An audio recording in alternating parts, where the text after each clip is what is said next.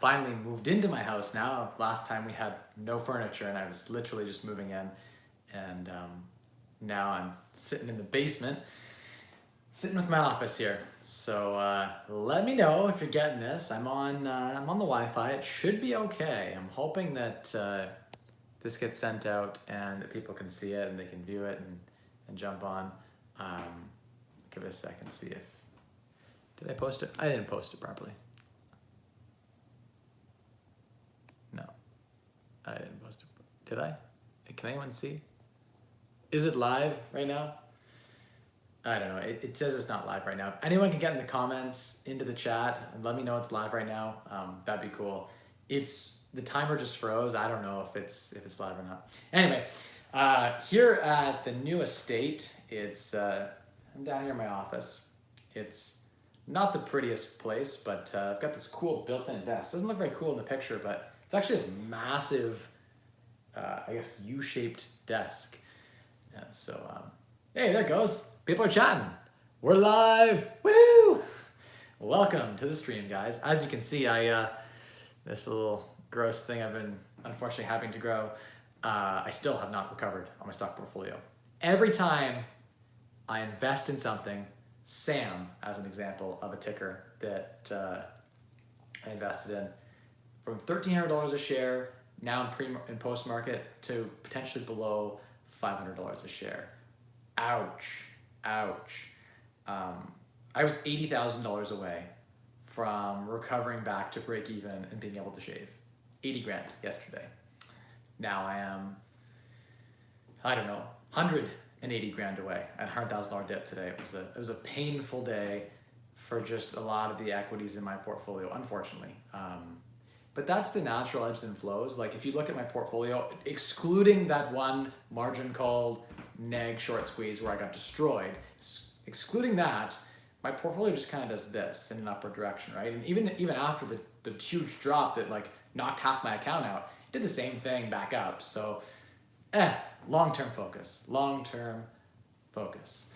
Any questions you guys have, just throw them in the chat tonight. We're gonna do about a half-hour stream. Yeah, the new house is awesome. There's some setbacks. You know, we've discovered some things that are not the greatest. Like it's an older house built in the mid 70s, had a bunch of additions done in the 2000s. You know, some of the things in the addition, some of the electrical is questionable.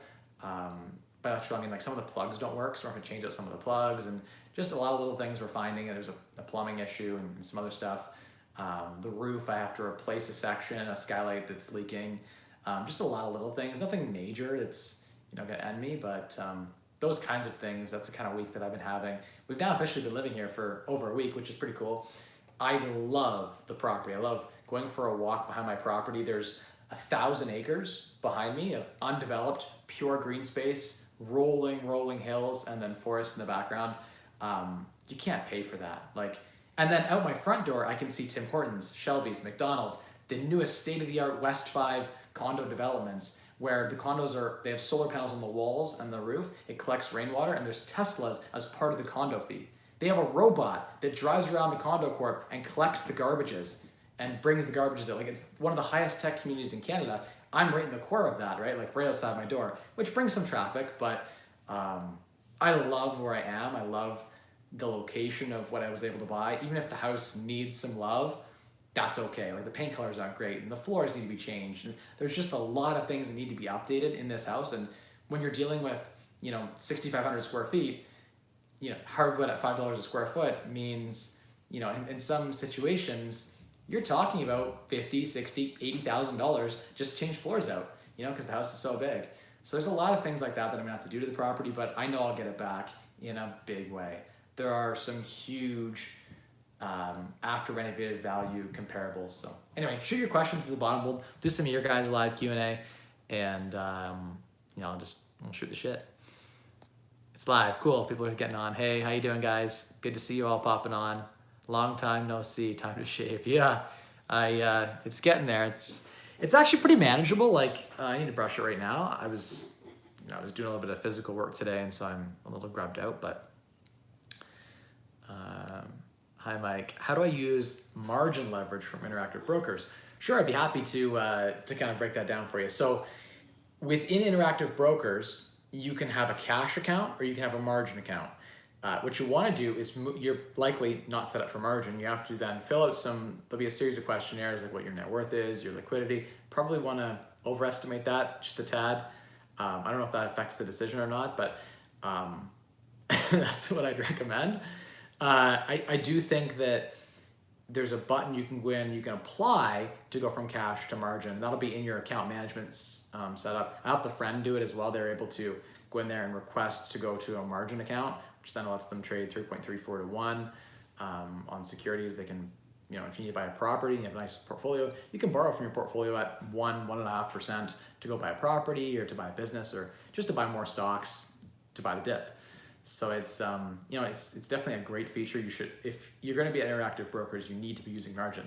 Margin is essential. You don't use it all the time. Like when the market's at a boom and you have no opportunities in front of you, fine. Sit there with no margin. You'll have buying power of over three times what you put in. So if you have $1 million portfolio, your buying power will be well over 3 million. And then for dips, you're ready to go. You save that. Or if you need to buy a property, you're like, oh, I can borrow against my $1 million stock portfolio, pull out a couple $100,000 and buy that property. That's the nice thing about Interactive Brokers is you can do that very cheaply at prime minus 1%, prime minus 1.5%, depending on how much you're borrowing. And it's auto approved. There's no application. You can borrow from your stock portfolio whenever you want. At the bank, at TD, Scotia, CIBC, you have to go through a rigorous anal probing to borrow against your stock portfolio. I know, I've been through it to set mine up. There are some perks to having a line of credit against your stock portfolio at the bank. I have one. It's great. I actually have like a multi-million, a really, really large one at the bank, and it's awesome. And there's some cool things you can do. It's at prime right now, but you could, in theory, lock it in at Banker's Acceptance, which is what I've done the last 6 months. You can get it below 2% interest. But at Interactive Brokers, there's no rigorous anal probing. They will margin call you, as I found out with the neg squeeze that happened to me, the short squeeze. Whereas with the bank, they're going to call me and say, hey, your portfolio's dipped below a certain value. We like to keep a certain loan to value. Can you pay this loan down 5%? They'll negotiate with me.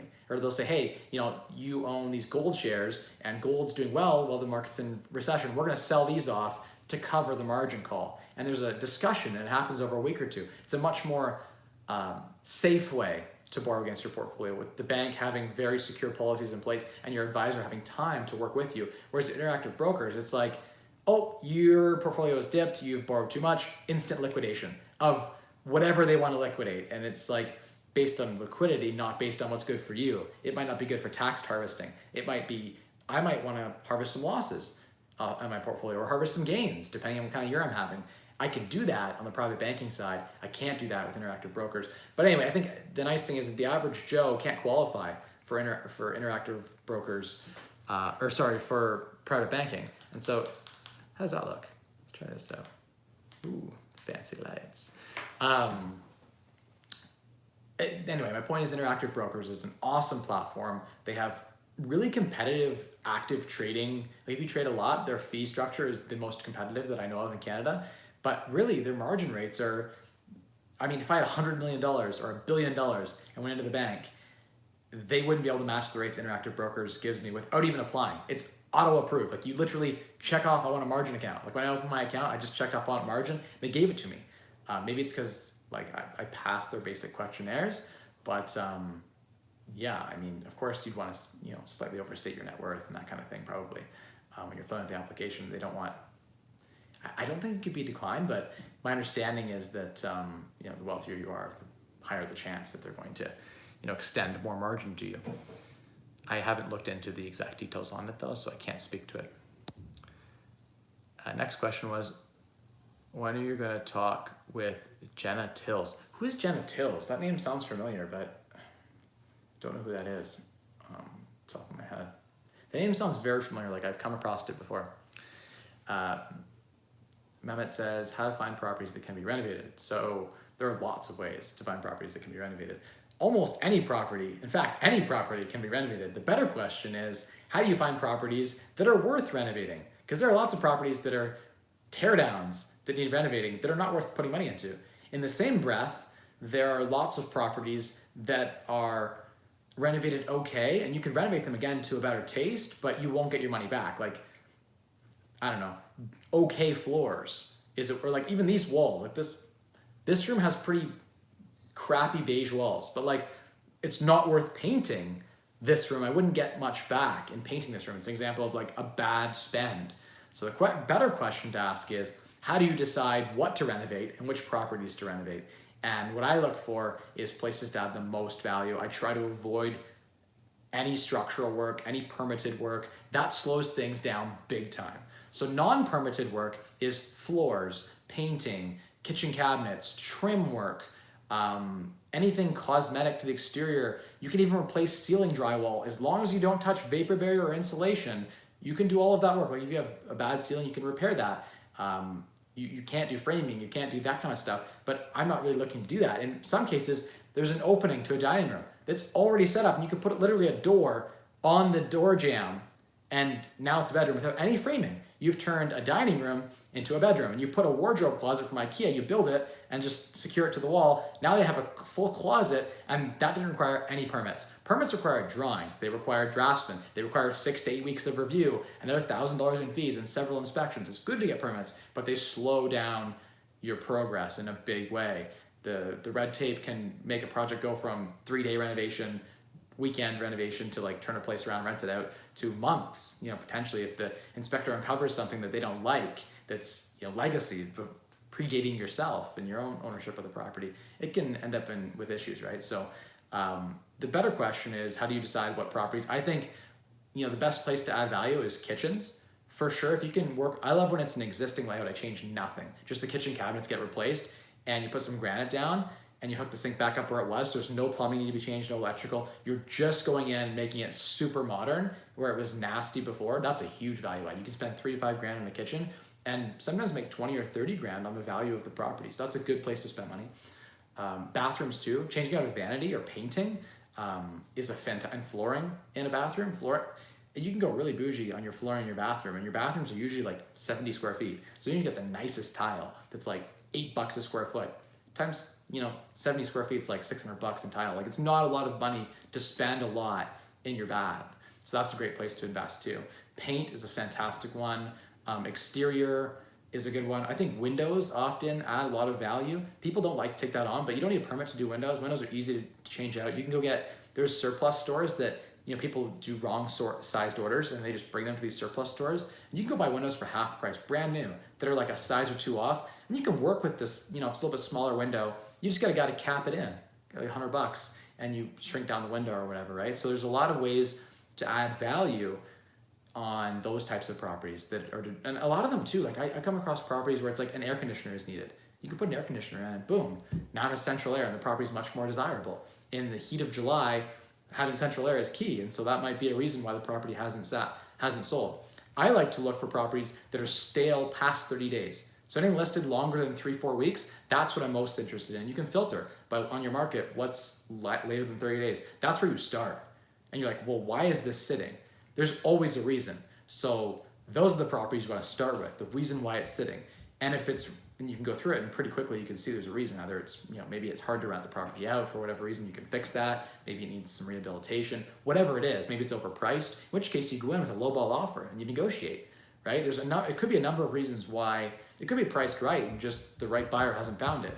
So that's where I like to start when I'm looking for deals, is like, if I'm looking on the market, I'd call a bunch of realtors, look for pocket listings. I would look on the open market and see what's stale, and then I would talk to some wholesalers in the area, and go on Kijiji and Facebook. You'll see private people trying to sell their houses. Most of the time, they're out to lunch and they want too much for their house. But occasionally, you'll find the person who's you strike a connection. You're able to buy the house privately.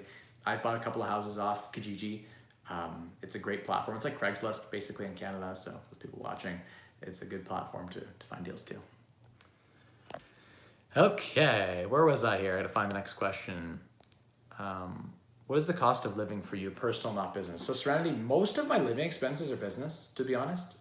We are a 1-car family, and I use that car 80% for business.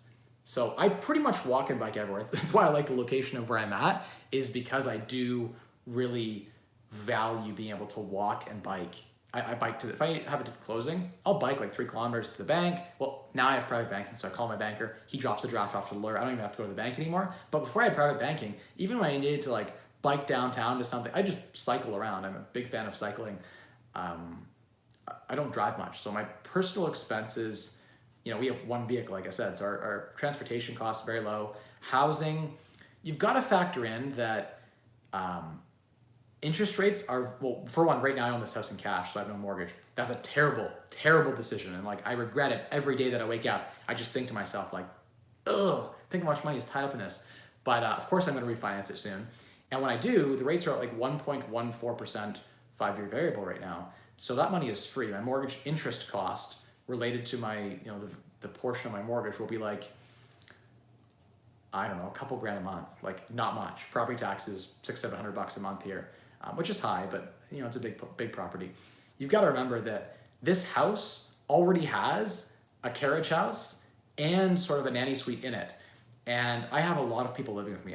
My own mom lives with me. My dad was living with me for a bit. My wife, our dog, my 3 kids, Jonas, which is like, he's the Godfather. He's part of our family now, as well as, some other people who come and stay. So I have a lot of people sharing this house, and that's sort of, in a way, house hacking.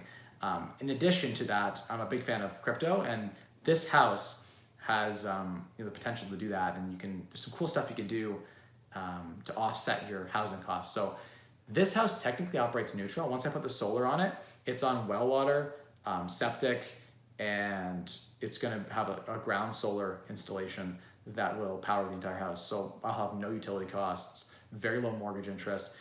To be honest, my personal burn rate, very, very low. I can live, well on less than $2,000 a month.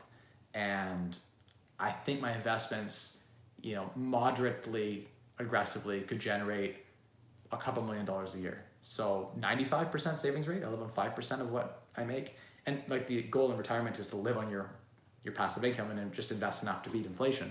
I'm still growing, right? So there, if you're curious about that, you can ask. I'll give you a breakdown of everything, but I'm very, very frugal, and people know I'm less frugal now than I was before. To save time, I will spend money. Like our eating out budget has grown from $100 a month to probably 500 to 1,000 now, especially with us having such busy lives with the kids. I'm okay to spend on that. That's an area. Food is really an area where I spend quite a bit on. I think healthy foods, it's an important thing. So that's an area that. But the interesting thing about it is like oftentimes I keep lining up like business lunches or business dinners, and so as a realtor, I might take a client out for dinner, or oftentimes what I'll do too is when a client buys a property or an investor, I might give them a gift card and I can write that off, right? I'm giving them something. And they might buy me food. Like so often people are buying me food. So that's kind of cool. That's a kind of cool perk. And I get a lot of freebies out of it, and that's cool.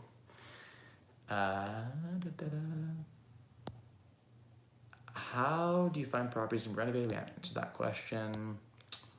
What up, AM? Good to see you on. Let's see here. Any entrepreneurial advice and ideas for a 22-year-old who just graduated college and paid off all their student loans and would like to start a business? Ideas. Well, I think that anyone getting started as an entrepreneur, you need to find out what you're passionate about, right? That's the most important thing. You will do much better in a business that you're passionate about.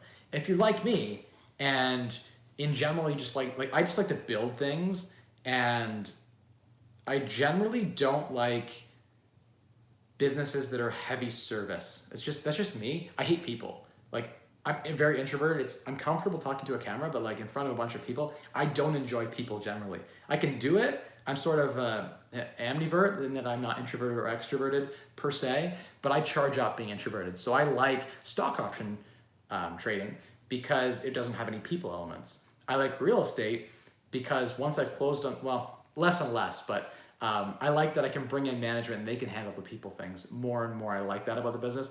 But what I don't like is that I get dragged into it, right? And then I have to deal with the property manager and the tenant. That type of business I don't like as much. So it depends on the type of person you are. I think that's a big one, is know yourself and know what you like.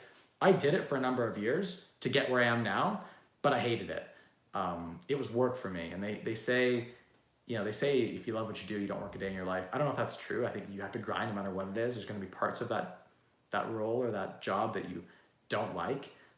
That's just life as a young person, but an amazing job paying off your student loans. That's awesome. Puts you in a great position financially. I do think there's an element of, looking at your current skill set and finding something that, intersects with monetizing that.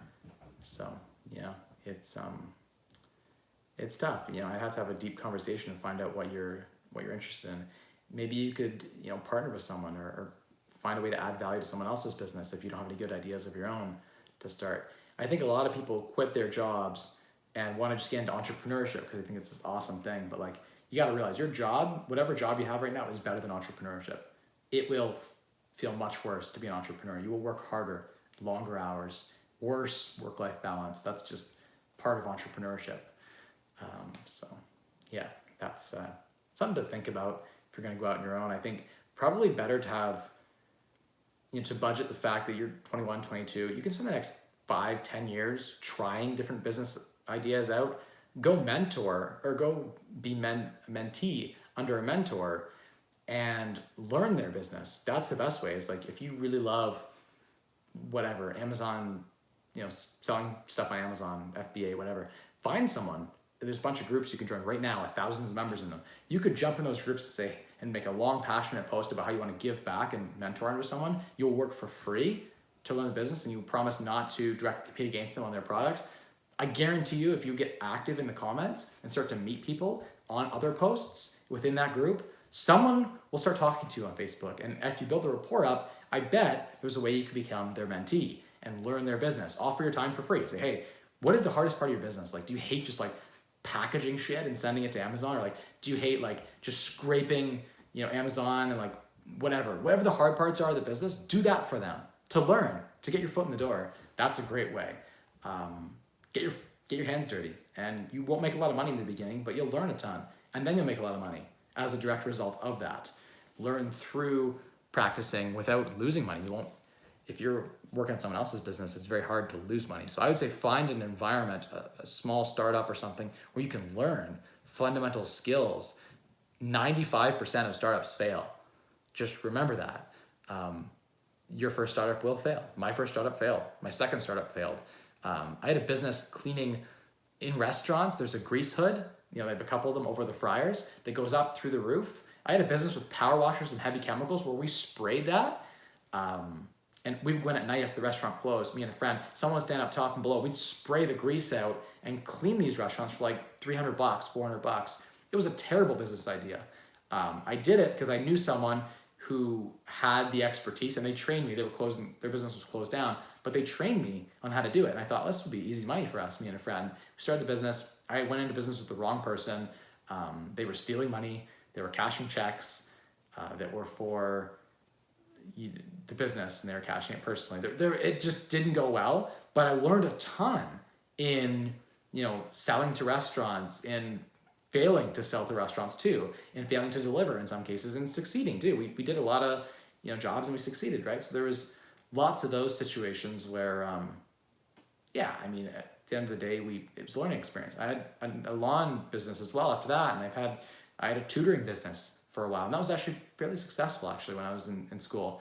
For a time, I was able to do like $90 an hour, and I had some great students that I helped get into Ivy.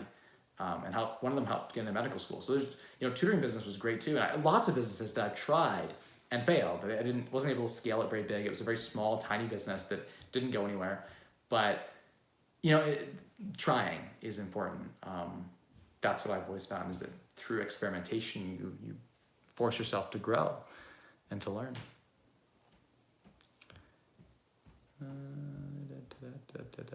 Let's see if I can find the questions here. No, those are not ones we've read yet. Okay, I found it here. Okay, Prapa says, hey Mike, how do you do your tenant screening for student rentals? So I don't do it myself anymore. I outsource that to a leasing manager. But one of the biggest determinants, and there are lots of exceptions to this rule, but I've found the greatest success with students who were in STEM fields. So serious professions, serious academic pursuits. So science, technology, engineering, math, business. These were all very serious students, and I would look at their GPA. That was a #1 determinant. Like, was this an 80s, high 70s minimum, ideally 80s or 90s student? Those students never partied, messed around, and messed up my property. And when they did, a few times, their parents were co-signing the lease. And these people in the serious programs, in the serious good schools like Western in my town, Western University, it's a great university, I went to Ivy. Those parents don't want the student to have anything that would mess up their credit score or mess up their life in any way. So the parents step up and pay for it. They are demanding, more demanding than maybe another student that doesn't care as much about, like damage to drywall from a previous tenant or whatever, like a scuff on the wall. They might complain about this or that, but you'd have much better quality tenants. That's a good screen, is GPA and program. Another one that I like to look for is like, do they have savings? So I'd ask them, hey, are you willing to show me your bank account? Like, show me how you spend your money. Do you have any savings? The students that had savings and the students that were more astute with their bank account and had some regular income, part-time job, that kind of stuff, they tended to be better overall tenants. So that's something that I found, to be successful in placing them. Another thing is just ask them like how they live. Like, hey, do you have a picture of your current room? Your current room and your current washroom? And often they'll send them, and like, if their dorm room's clean, that's a good sign. They're gonna take care of your place. I had better success with females than males, but I've had great success with males too. And like, as a male student, I can say I was a very clean, very great student. I negotiated insane discounts on my rent because I was, I prepaid like 7 months of my rent up front, and I was very, very clean and very studious. And I explained that my mission was literally to score in the top, 20% of my entire graduating year, and that required that, me working full-time and doing that, I worked a full-time job and I did that I didn't have any time for anything else except for to sleep and study and work. So that kind of narrative, I think, works really well. The landlord, doesn't want someone sitting at home, burning the utilities and doing damage to the property. Ideally, as a landlord, you want to find a tenant who's going to take good care of the property. And yeah, so there's little things like that you can look for. Credit score, like the normal things you look for a tenant as well. Those would be the only nuances I would say for a student. But again, it depends where your property is. If your property is in like student ghetto party area and like by Fanshawe College, you might find a different caliber of student than you would near, Richmond Gates at Western. Any tips for owning a student rental? Prepare for annual turnover. It's a lot of work. You got to refresh the units when they move out. You might get some vacancy for the summer. Student rentals have more cash flow, but they have a lot of problems too. It's a lot more work. One student rental is like owning 2 or 3 duplexes with good quality tenants in the duplexes compared to like decent, okay students. So it's more work for student rentals for sure. If you get really good students, it's the same amount of work, but yeah, that's something to think about. It depends on how many bedrooms you have too in your student rentals, I guess. The more students, the more work, for sure. And I try to do group leases. I don't want to do it by the bedroom. That's too much effort. You're always forever trying to place a bedroom if you do it individually. Nope. Do it all as one group, and there's no tenant fighting within the units. Still doing the no shave thing until you recover your market losses. AM, yes. Unfortunately, it's not that I can really grow anything, but yeah, you can't really see in this picture anyway. But yeah, it's a bit nourished. Gross. Unfortunately. Gotta stay true to my word though. Is it possible to buy a home with an annual income of $30,000 to $50,000? Of course it is. I made $50,000 a year, my first job in consulting. I chose the job because it was easy hours and I was able to focus on real estate and things that that were important to me. So totally, you can buy properties at $50,000 salary, especially if you have a partner who also makes some money. Together you should be able to qualify for at least an entry-level property, and then using the rental income on those properties, you could then buy another one that had some rental income on it. But it'd be important that you found properties that had good cash flow, that weren't Airbnbs, that were like duplexes ideally, because they show the best rental income to the mortgage company. Does every room in a student rental need a closet, or can you provide a cabinet? I mean, in theory, you could provide. IKEA has some amazing cabinetry that has like full hangers in it and pull-out drawers for like $400, $500. They are equally sufficient, I think. Hey, how's it going? Congrats on the new home. Thank you. Are you recovering the opportunity cost of those losses too, or just the losses? So Harriet, I have to as well recover, I guess, the opportunity cost. So it will be a good amount of time before I recover. If I didn't make that one trade, like I do a couple hundred trades a day, and I made one bad trade that went way sideways and was against any of the rules that I'd set out for myself. Don't know why I did it. Did it on my phone, being reckless and stupid, thinking I would just close it out the next day. Don't know what I was doing, to be honest. I knew what I was doing. I knew egg was overvalued and it was going to come down. And the worst case is I would be assigned short shares. Did not realize that they would margin call me. If they hadn't margin called and they just let the call options that I sold expire, I would have just made like 30 grand and nothing would have happened. It actually ended up coming right back down exactly where it belongs. It didn't belong at $70 a share. The company doesn't make that much money. They're not a huge company. The market cap can't be that big where they are now based on the current financials. It didn't make any sense.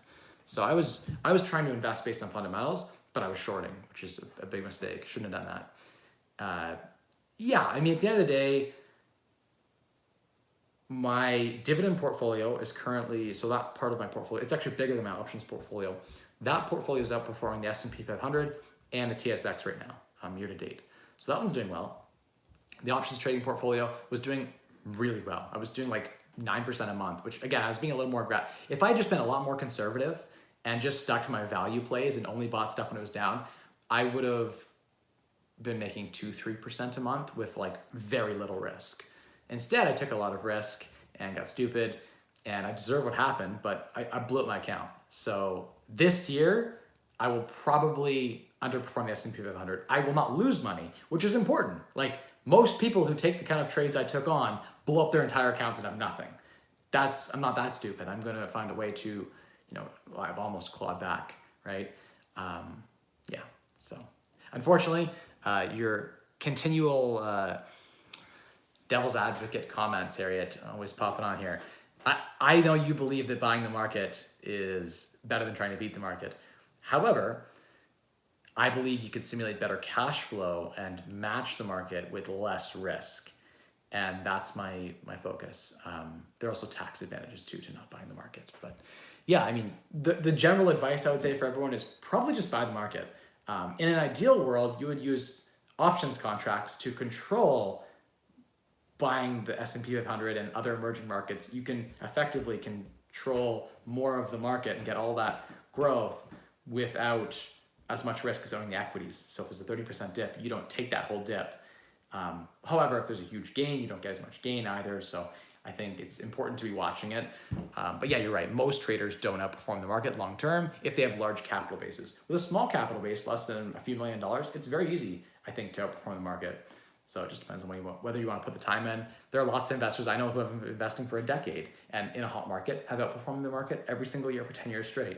Now, will that continue into the future? Who knows, right? You have to invest in the right segments and that sort of thing. So probably the best. It's a lot easier in real estate to arbitrage than it is in the stock market. But with some of the options contracts that it's weird, 30% out of the money. So 30 on a really down day, 30-40% of the money sometimes comes with 200-300% increase in premiums for one day. And it's irrational. The price will not probably fall 35% in the next 3 weeks. But for a minute, someone's going to pay you a 25% annualized to write that contract. You should take that contract, right? When those opportunities are offered in the market. That's when the market's being irrational, and that's when you should buy. If you focus on that strategy consistently, you will beat the market. Buying when there's the most fear and buying way out of the money, so you don't end up getting assigned. You just agree to protect against a worst case scenario, in which case you want to own the equities anyway. Happy Wednesday. Ryan says, about the options wheel, how close to the current strike price do you usually sell your puts expiring 1 to 2 months away? Depends on the stock. I look for an annualized 30 to 40% when I'm running a contract. In a worst case scenario, I get assigned the shares and then I have to run calls on them to get rid of them, right? That's the wheel strategy. So it depends on the stock. If it's a super blue chip that I really like, it might be 15% of the money. If it's something risky like crypto, I might write something 30% out of the money, 35% out of the money. And on a really down day, it's paying pretty good, like a 30% annualized, to agree to buy Ethereum at 30% less than the current price, which, who knows, it could happen again, but I hope there's a crypto crash. That would be actually awesome if there's a crypto crash. It would be, I'd be able to double down and buy more. That'd be cool.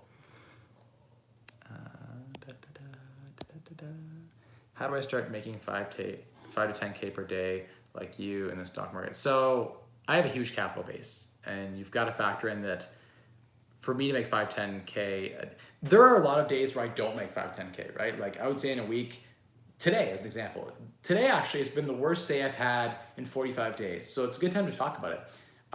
Today I am down $43,000. It's been the worst day I've had in almost, I think, since early August, start of August. Like August 2nd or something was the other worst day I had. And that's because a concentration of like 5 stocks that I own all did really bad. I still own shares that I was assigned that I'm wheeling. Sam, as an example, is one of them that I'm assigned. They send beer, but their seltzer estimates are down, and so the stock's tanking 10, 20%, whatever. Eventually, it will recover. It was $1,300 a share.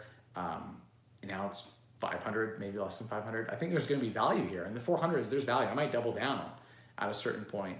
Not yet, but that's an example of like I have $300,000 in shares in that company. And so when it dips, it's dipped 20% since I bought it. That's a $60,000 loss. It was 12% down today alone. More than that, actually. So that I felt that kind of acutely. Whereas like some of my other plays haven't, some of them are flatlined. I could go over the whole list of companies that I'm invested in, but yeah, like today was a bad day. And then I'll probably have a bunch of good days that'll balance it out. If you look at my chart, excluding the Newegg short squeeze, where I got margin called and I was forced to cover with a $1.5 million loss in 2 hours, excluding that one event, I had never short traded really, excluding that 1 week. I was just dabbling and I wanted to try it. I had a friend who was doing really well with it, so stupid of me. If I just stuck to my strategy of running the wheel, if you look at my entire chart, it's like this, right? It's never straight up. You have up, down days. But yeah, I've been averaging, excluding that, I've been averaging 5 to 10,000 a day. You need a good capital base, to be honest. Like, you're not going to do it without taking insane amounts of risk. And there are people who do it. Like, I know people have small $250,000 accounts or $500,000 accounts that are making, $5,000 and $10,000 some days. They're taking a lot of risk. I don't want to lose money. My most important investing philosophy is don't lose money. At my stage in the game, as long as I don't lose money and I keep growing, I'll make it to 100 million, 500 million, $1 billion net worth in my lifetime before I die. And I got a long life ahead, right? So that's my focus. It's just wealth preservation, producing some cash flow, having some fun. Yeah, that's what I'll comment on. Mike, my very good property manager in Detroit, quit. Any tips on picking up good property managers in a tight market? William, it's tough. Property management's a terribly hard business, just in general. Hard to find good managers. So many of them suck. So it's tough. I feel for you. That's a tough one. Go out there and pound the pavement and call some people.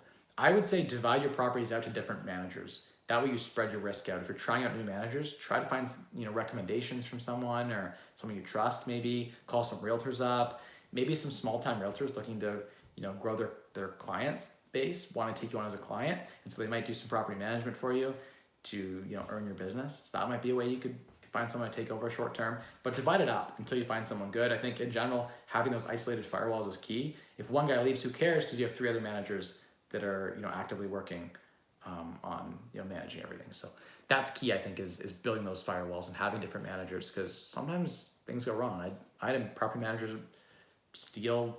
They still owe me like currently $30-something thousand in rent approximately. I have to check the exact total, but in that range, right? So it happens. They steal. They overestimate their renovations. They aren't efficient. They're at best 60-70% as good as you in many cases. It's not their property. They don't care. They got lots of other properties. They're doing lots of things that they're up to. That's just the nature of it.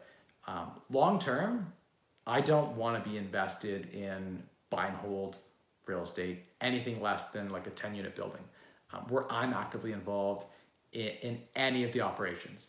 Like if in any way it comes back to me to have to go to the landlord tenant board, or it comes back to me to have to, if a property manager quits and it comes back to me, I don't want that. I I'm at a stage where my time's too valuable and I'm retired. Like, I don't want to be doing that. But I get if you're in that stage, I don't know, like I still think private lending and options trading outperforms buy and hold real estate. I honestly think that the buy and hold game, your return on capital, if you got to put 20, 25% down, renovate the property, et cetera, so forth, and then over time you've tied up more equity in the property because over time it's going to appreciate, you're going to pay down the mortgage, whatever. All that equity, your ROE, your return on equity goes down over time. Your cash flow goes up a little bit, but you have so much equity trapped in the property, it's not a great return on your investment in most cases. The actual cash on cash return is like 10 to 15%, which you could easily do using options contracts, or easily do investing in private businesses, easily do with options trading or private lending. There are people I know, there are flippers who will borrow right now at like 15%. They're higher risk, but like security against real estate. And so you can get that same kind of return for zero headaches. You don't have to call and get financing and fight with the bank. You don't have to go to the lawyers and sign a whole bunch of crap and every refinance and deal with all that. And you don't have to, the real problems are finding the property manager and managing the property manager and then dealing with all the crap at the property. You don't have to do that with private lending.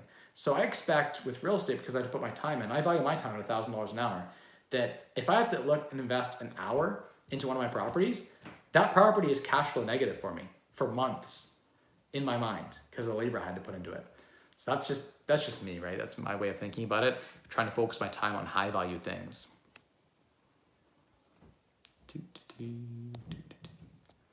I had to bang out some questions here real quick. It's almost my daughter's bedtime. When you're trading credit spreads, do you close the long leg out and turn it into a wheel, or do you close the entire spread out? Jordan, it depends. What company is it? How much do you like it? If you're gonna wheel a company, you need to feel really good about owning the equity in the company, because you gotta remember, when you get assigned the equity, and let's say you sell calls on it to get assigned away, in most cases, if you're, let's say that the price tanks on that stock on 10% or 20% because it's a volatile stock. So what? Your calls, they expire and you get all the money from it. You got to sell more calls. But now you're stuck with equity that's down, 10, 20%. That hurts more. The calls don't cover all those losses. So if you're investing in crap, then running the wheel, you might be running the wheel a long time on that, company. Like the Sam shares is an example of one of my worst trades. I got assigned at $6.90 a share. Now, could be worse. They were at $1,300 at the high. But I got assigned my cost base like $660, and it's now $500 a share. So I'm down, 15% already. And I can wheel, like I'm making good money wheeling. I made 8,000 on my, calls on it, and I'll keep selling calls on it. And eventually, if I keep selling calls on the spikes, I'll be at break even, and then I'll I'll start selling calls way into the money to get it, called away. And the idea here is that, I'll make a small profit, but I like to wheel and make 2% a month. With that Sam trade, I'll be lucky to break even after 6 months, right? So that's an example of like where the wheel didn't work out for me. So I need to that's why I target 30%. So when there's losers that are break even after 6 months, I still have lots of return from the other, if I've done 50 different positions at 50 different companies, if a couple aren't good, that's okay. I'm playing a long game for a few that are gonna do well consistently. So that's just how I do it.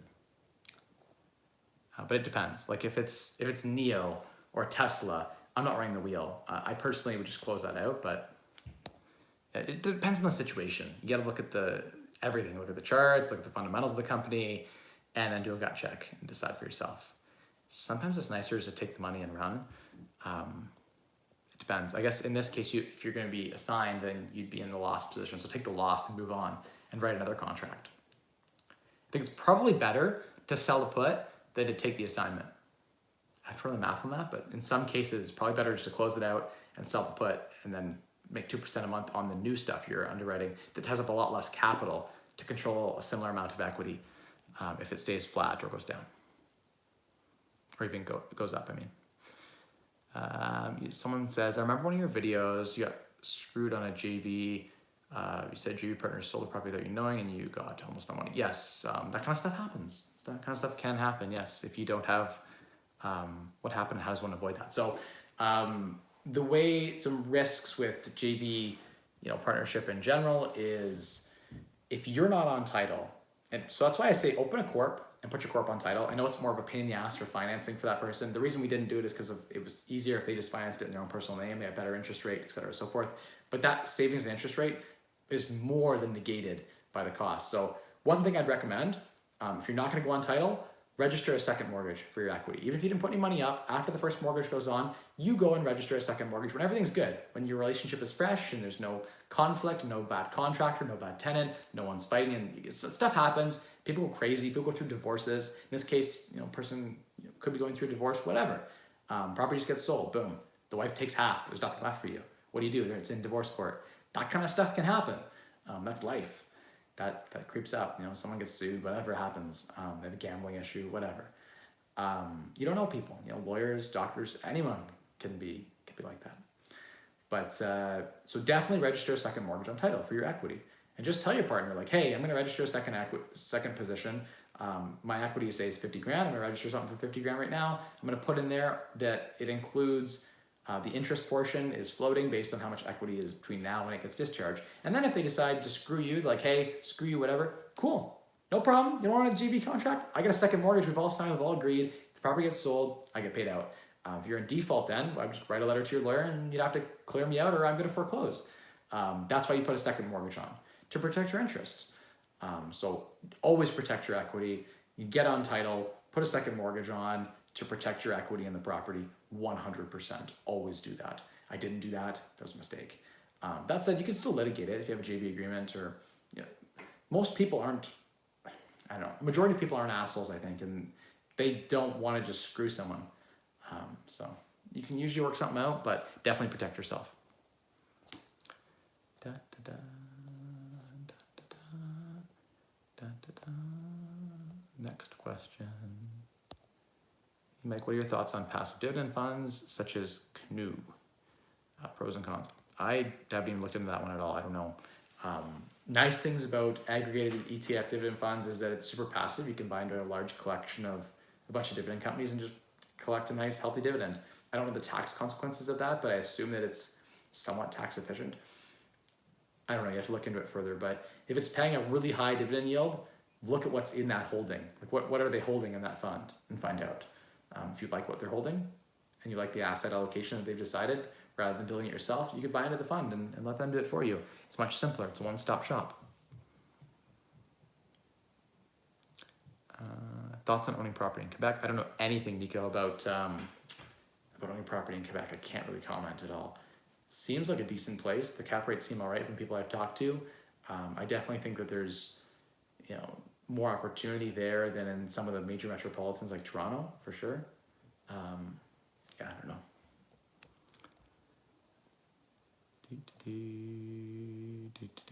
How much of a drop could you withstand before getting a margin call? How do you assess the risk of portfolio? So, it depends on your portfolio. Everyone's portfolio is different, right? If you have shares in like Tattoo Chef and Tesla and random tech companies, your loan to value on your margin is much lower. And if there's a bit of a dip, IBKR might drop your margin requirement to 30% on those or 40%. Normally it's 70% loan to value, but in some of the really risky, non-blue chip stuff, like on my new egg, they decided I had no margin at all. So they restricted my margin account entirely. So anything I had bought on margin, I was now having a big problem, right? So that's something that, they can do and you have to factor in. So I think it's important to only lever.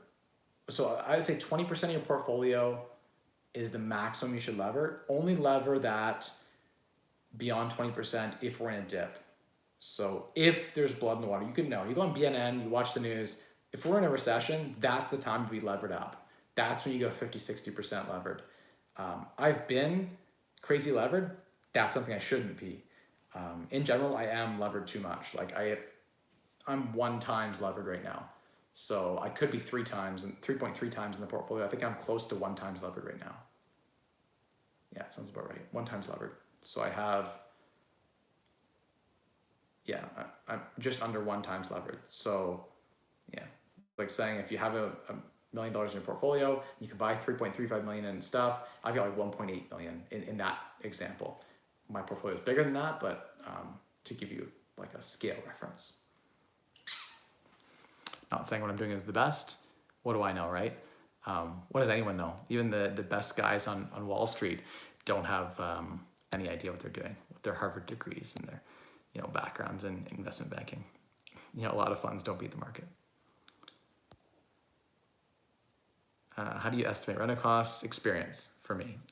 You can bring contractors in to quote it all out, and you can break down the cost of each and everything. But I know by looking at something roughly what it's going to cost. Of course, I'll break it out a little bit, but yeah. Are you still giving people the JV with you on your properties? Jason, yeah, for the right person, I would still do it. If someone wants to hold the mortgage on one of my properties, I have to get them out of my name to qualify on this house, this mansion here. So I have no choice but to move 6 properties in my personal name. I could just move it in my corp and then go to B lenders and get 3% mortgages. I just have to send them all my leases, my banking documents. It's just a process. It takes time. It's effort. It's easier for me to write an agreement, purchase and sale, sell it to someone, loan the down payment so that it's no money down for them, and we JV it. That's cool. It'd be like a 0% loan for them. They put no money down, they get a deal. I'm open to that. If someone wants to do, basically I'm selling it, but I'm staying on as a partner, right? I'm trapping equity in the property, and I'm okay with that. If it means that I get to qualify for the mortgage on my house. So either that, or I'm just gonna sell the properties off. I'm on the fence. There's some of the properties I have some emotional attachments to that I like. They're good properties. Yeah, I'm on the fence about it, but I would if the right person reached out for sure, and they could qualify for $800,000 property, and they were good to go, and they had great job, great income. I would offer that to someone. Yeah. Any thoughts on how long AMC stays elevated? Just amazes me how long it's overpriced. William, I have no idea. It's left the station on fundamentals, so I don't know. A good idea to hold properties using other people's money. It can be. You gotta be very careful using OPM because it can be very expensive to borrow other people's money. And I've seen people borrow the entire down payment at 15, 18%, 20%, get a first mortgage on there at 9 or 10%, and then do a terrible job managing the property. So it's half vacant, or you're renovating for 5 months longer than you expected, and there's no cash flow. You're just burning money. And you get to a position where you can't finish the renos and you're forced to sell, or you have no cash flow, no real cash flow. That's an issue. With large private mortgages and OPM, it's very hard to, I think it's almost impossible to cash flow. You can only flip with private money. It just doesn't make sense. So yeah. I heard you say once, Mike, that it's harder for big portfolios to beat the market. Can you speak to what you mean by that? So Ray, what I mean by that is if I have, I don't know, let's say there's a great opportunity on Mara, let's say, the crypto mining company as an example. If I'm trying to sell puts at $19 and the current share price is $40, so at 50% away from the current price, on a really big down day, those contracts actually, they don't pay too bad. Sometimes you get 25 cents a share and crazy premiums like that, right? I could get a few contracts accepted, maybe 10, 20, 30, $50,000 worth of contracts accepted before I would actually move the market. There's so little liquidity at that strike price that I want, where the ROI is really good. Like if I move up maybe $10 in strike price, there's too much risk for the return. But I would say at $19, that would mean it would need to be a 50% pullback with an expiry of sometimes 30 days or less. That just the probability of that happening is 0.1%. So it's a 99% probability of making money. And annualized, it can be 20, 30, 40%. That kind of contract, if I had $10 million or $100 million to invest in that trade, there wouldn't be anyone who would take the other side. But if I have $50,000 and I put it out there, I try to sell some puts, let's say, on that at that strike price, there are people out there who'll nibble away at it. But if I put 10,000 contracts out at a quarter each, there will be no one to buy them. So I just can't get filled. So that's a real challenge in the options market. Those deals don't last, and large capital would literally be moving the market on those prices. So they can't. There's no one on the other side to buy that. So you need to be there's only so many irrational at that. The person who's buying that put that I'm trying to sell at $19. So the chance of it getting put in my account at $18.75 a share in 3 weeks when it's trading at $40 a share, it means crypto has to fall 60%. And it could happen in 30 days, but it's very unlikely that it'll happen that quickly. There'll probably be more of a bounce. It likely won't happen, but there's a few people out there who are irrational and want to protect their downside. So they'll buy puts. There aren't that many of those people. Like a hedge fund with $1 billion, where are they going to find people who want to buy those contracts irrationally when the market's down that day and there's fear? I can take advantage of that with a small portfolio. I can do $50,000 worth of that. But if I put $1 million into that or $10 million into that as a big fund, no way. There just wouldn't be, there's not enough liquidity, there's not enough buyers to fulfill that. That's why. That's the reason why a large portfolio can't outperform. That's why the hedge funds can't do what I can do nimbly, what options traders can do with smaller amounts of money.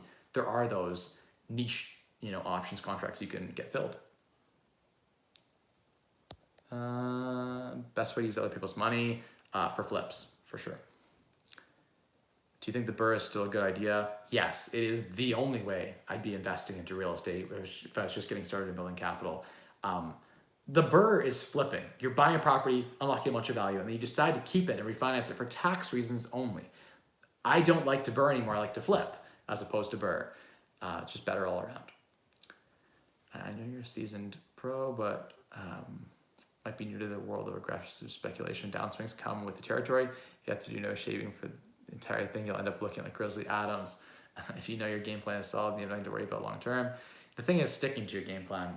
Sometimes the mind gets irrational. You get ego in the way, and the ego really allows you to do some stupid things. So stick to your investor profile statement. Stick to your plan. Any thoughts on commercial real estate? I have no expertise in that area, but the cap rates are very, very low in GTA on commercial real estate. There are pros in that you don't have residential slummy tenants, but you can have commercial slummy tenants, the pizzeria that just doesn't pay. COVID happens, they don't pay for another year, and there's nothing you can do because it's that or vacancy. And in commercial real estate, there's a lot less people looking for commercial real estate. Vacancy is a real issue. You may go years between tenants. So vacancy is huge in commercial real estate, and cap rates are terrible. So I'm not a huge fan. But there are commercial deals that do make sense for that right person that's able to find good flagship commercial tenants. That's the game in commercials. If you can find the tenant, the building comes second. So if you're good at finding commercial tenants, you should get into it. Do you recommend putting any properties in a business? Yeah, I need to put rental properties in a business. It can make sense strategically sometimes, especially if it's a crypto mining business or you need to use real estate in the operations in some way. I also trade options. Should I open a business to trade? There are tax advantages to active trading. You're at the 12% active, it's considered an active business, so you get active write-offs against it. And unless you pull that money out personally, it is very tax preferred, up to $500,000 per corporation, per person, I believe. How would you turn $50,000 into $500,000 by flipping houses? If you were to start all over again, what city would be ideal? Eric, I would just go wherever I am now. Like I wouldn't move.